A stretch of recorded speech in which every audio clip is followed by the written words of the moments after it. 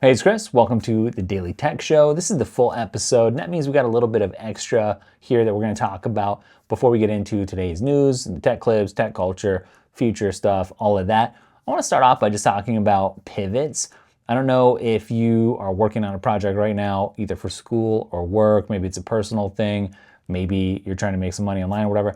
Whatever it is, it's crazy to think about how the original idea, whatever the seed is that you planted, may not end up actually being the thing, or may only be like part of the thing that actually matters at the end of your project. Today's video is brought to you by Brain.fm, science-backed focus music that sounds great, by the way. You can check it out, linked up down below. I'm bringing this up because I feel like I've had quite a breakthrough in one of the side projects that I'm working on, and it has to do with this notion of pivoting. And I feel like the thing that I've been building on the side was sort of a foundation and not really a full finished project.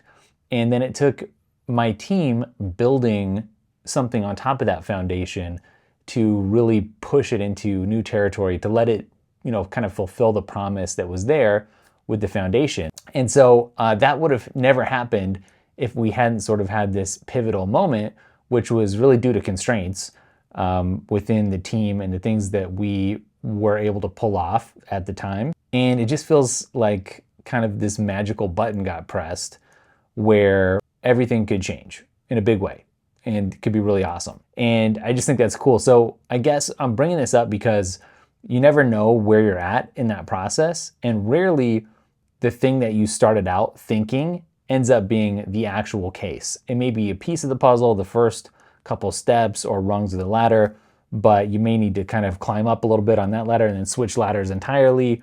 And I'm being a little bit vague here because I can't actually reveal too much about what I'm talking about. But it's just this notion of hang in there, don't give up. There's something about grit and just determination. And it may seem like you're up against a literal brick wall and you're not going to find a way around it. And then boom, all of a sudden, it's just like a magic flip of some switch. And you have this lightning bolt idea and you're like, we need to do that. And either you or the team can kind of swing into action and start, implementing those changes, and all of a sudden it's like a whole new world. So I don't know why I'm really saying that. It's kind of what's going on in the background for me, but I would just kind of encourage anybody out there that's working on any big project that takes you a while to dig into to just stick it out, because I think there's something to sticking something out longer and not giving up on it, especially if it's something that you care about. That means you're going to make it happen at some point. It's like you can't do that for certain things. If it's a bad idea, or you're just trying to make some money, or like whatever it is, if you don't have the proper motivation, then this isn't going to work. On the other hand, if you are properly motivated and you really believe in that seed that you originally planted, that it has something unique and valuable that deserves to see the light of day, that should see the light of day, that's applicable, that you think is valuable, that other people are going to want to see, like, don't give up on it. That's all I'm saying. So I guess this was kind of more of, hopefully, a bit of a motivational speech, because there is a light at the end of the tunnel if you ever feel stuck. But other than that, let's get into the tech. Have you ever wondered if Apple's lost a bit of that innovative edge? Mark Zuckerberg thinks so, and his bold statement has everybody talking. Zuckerberg went on Rogan recently, and he actually said several crazy and interesting things. And when I say crazy, I just mean stuff that generated buzz. We'll just put it like that. And some of it, personally, I do find crazy. Other stuff, just interesting. But one of the things that he said was that Apple is not very innovative. Since Steve Jobs and the iPhone, Apple's sort of been living off the fat of the iPhone, and they haven't really done anything super brilliant, or in his words, innovative since. Now, as you can imagine, the comments are all over the board here. You have Apple defenders coming to Apple's rescue saying like, no, what about all of XYZ? But then you also have other people who are like, well, actually, maybe Zuckerberg has a bit of a point. And of course, those two factions have been sort of vying for the dominant narrative. And I would say they've been going head on, except they haven't really, because everybody's in such little bubbles these days on the internet that there sometimes isn't a lot of crossover. So it's just one echo chamber saying this, the other saying this. And really only when you kind of cross-pollinate and like take the stuff where both agree and kind of tie it together and form something out of it, like I feel like that's where you get the synthesis. It's like thesis, antithesis, synthesis, right? It's that sort of a thing. So you would expect someone like BGR to call Zuckerberg's comments on the Rogan podcast laughably wrong. You would expect that because they're an Apple fan page. And then there's other news outlets sort of trying to find their own angle. Like here they've wrapped up the Zuckerberg comments along with what they're grouping together with like Apple stock drops off amid soft iPhone sales and the Zuckerberg diss. And I feel like, maybe surprisingly or unsurprising to you, that there's probably a little bit of truth in both sides. And what I mean by that is it's easy these days to get locked into an Apple bubble, especially if you've got an iPhone and a Mac and an iPad and AirPods and an Apple Watch and maybe even a Vision Pro or what, like that's the ecosystem that you're in. And if you are that deep into it, you're probably pretty happy, right? And you kind of decided a long time ago when you started going down that route that that's where you were going to be happy to camp out or whatever. Like, right? So you maybe, if you're that deep into it, don't have a ton of things that you're going to find wrong with Apple because you like it.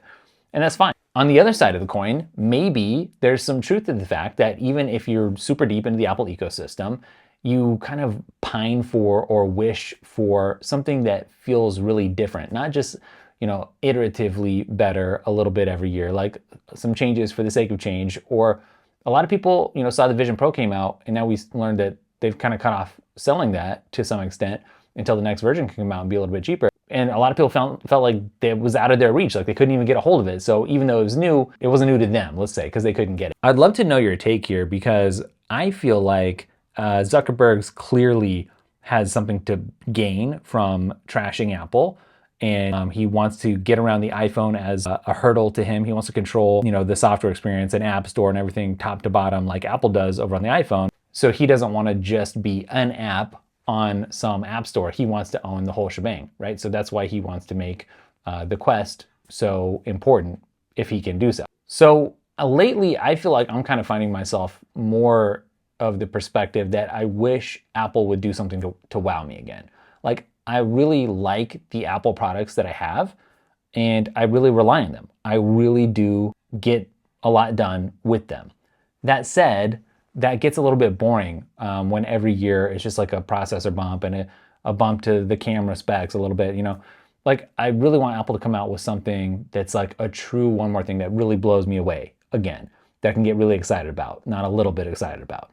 And so that's that's a little bit frustrating. But the rebuttal to that is that maybe Apple's innovating these days in a different way than other companies. And you kind of have that slower, more steady progress in various product lineups.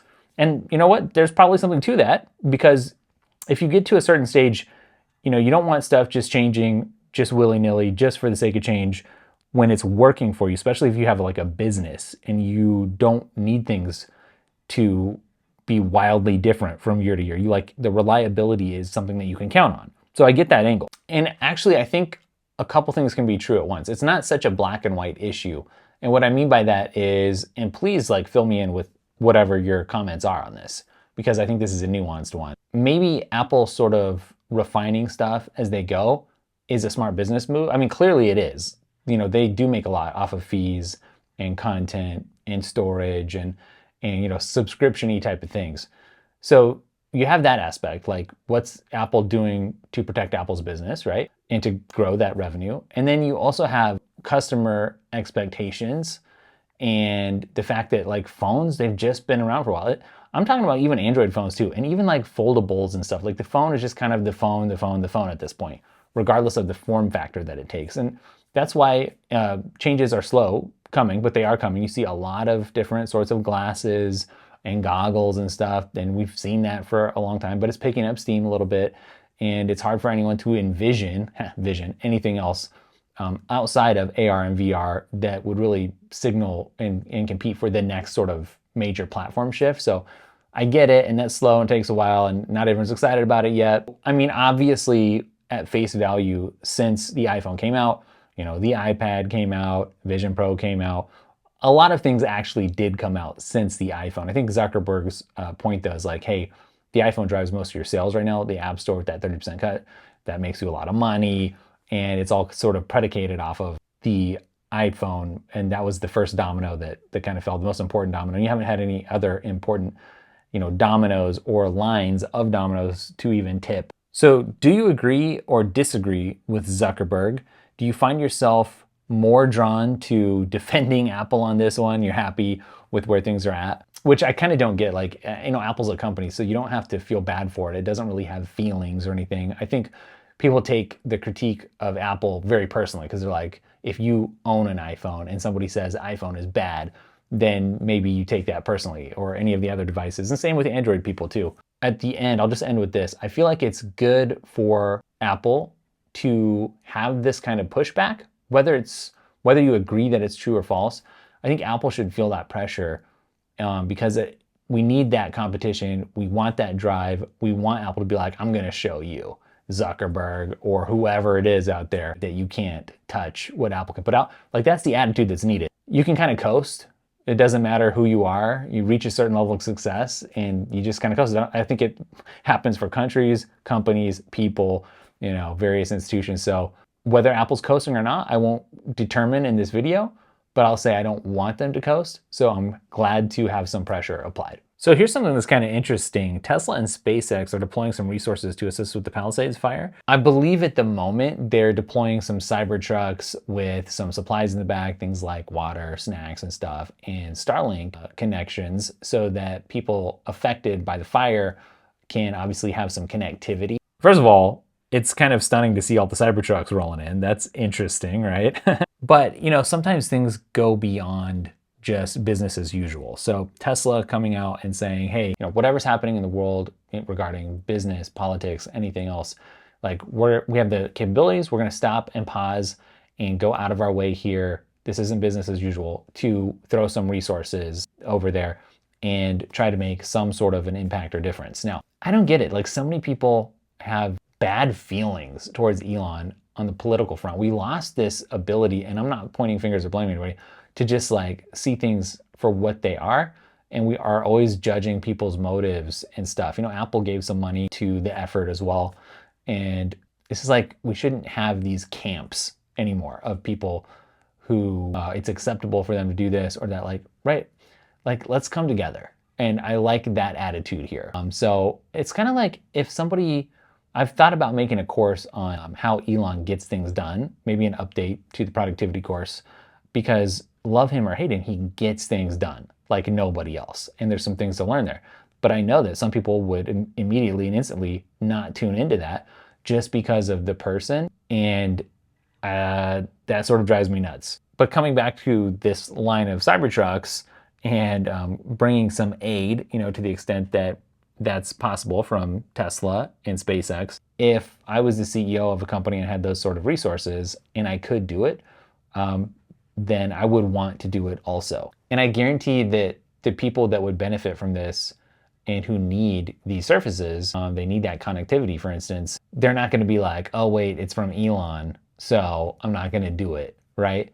They're going to be thankful for it, grateful for it, make use of it. It doesn't mean that they have to go buy a Tesla or enjoy, whatever's happening on the political stage that Elon has anything to do with. It just means like they got some help, right? Most people that I've seen are not trying to assume the worst out of this one. I don't think, for those of us that aren't right there in California, in the LA area, and can't see the devastation and stuff, it is hard to even understand what's going on. You can always tell though when somebody's like, oh, Tesla should focus on its core competencies, its business. Same with SpaceX. They shouldn't be messing with this. I don't get that right now, because if they have the resources and they want to do it, like, who cares? Like, let's get the resources to the people that need it. Actually, according to CNET, Starlink, which is part of SpaceX or SpaceX Venture, provides internet speeds of 220 megabits per second. I think that we're getting to a point in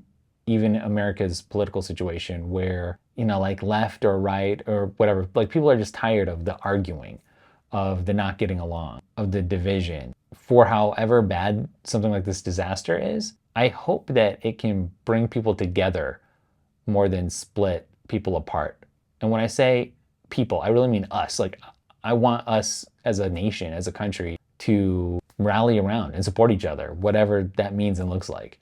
Let me know your thoughts. When does a simple app update become a corporate crisis? Today we're digging into Sonos' CEO departure. Sonos' CEO Patrick Spence resigned after a problematic app update that left many of their systems non-functional. which matters especially for Sonos users because it highlights the critical importance of software updates and maintaining customer trust and product reliability in tech companies. And I just find it crazy that a company like this would deploy an app update meant to enhance customer experience that ended up being bad, negative. Like, don't you test that first? Now, just looking at what's being said out there, it's actually pretty mixed. It's not like everyone's angry or everyone's not over this. Some people said like this is a necessary change. So the dude actually leaves with 1.9 million as a severance package in his pocket for screwing up. So there's that. I can guarantee that moving forward, everyone at Sonos is going to do a lot of testing before they drop another update like this before, which you would think at a company like Sonos that big, you would think actually they wouldn't be very agile and that they would do nothing but testing. And so that's what's kind of surprising more than anything here is that they didn't do extra testing. But what's really crazy in this, and this is like the eye-popping thing here, why it's worth talking about, is the Sonos stock took like a 16% nosedive after this happened. What's crazy too, though, is that the CEO that's leaving, he did oversee what I think unanimously a lot of people would say were successful product launches.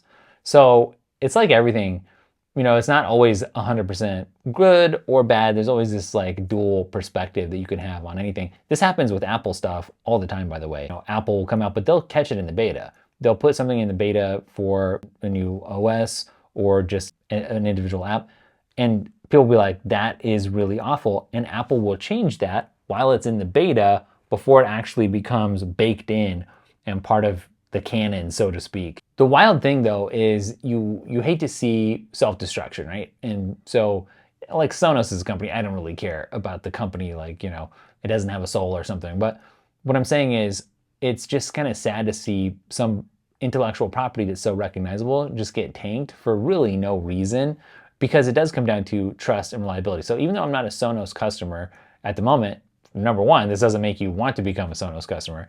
But also beyond that, those who are heavily invested into the Sonos ecosystem, I gotta say they're probably really bumming out about this, because you can spend a lot of money on anything audio related, especially in the premium category here. Now you could go even more premium than Sonos, but it's not like these are cheap products, right? And you have high expectations. And once you've bought in, you've got speakers like all over the house and maybe even in other places of your life, portable or at work or whatever, then for stuff to go so wrong, not just like a little bit wrong, but like very wrong, where the CEO is like resigning, that can be pretty angering. So if you're a Sonos customer, let me know. If you're not though, still give me your outsider's take on this. What's interesting though is nothing's ever finalized or settled. You can see this in Apple's history as well. Obviously there was a time when Steve Jobs was gone and Apple was doing stuff that wasn't exactly leading to a place of success. And Jobs came back, axed some stuff, got things back in order. The company survived and thrived. And maybe, that success is not going to be baked in forever either.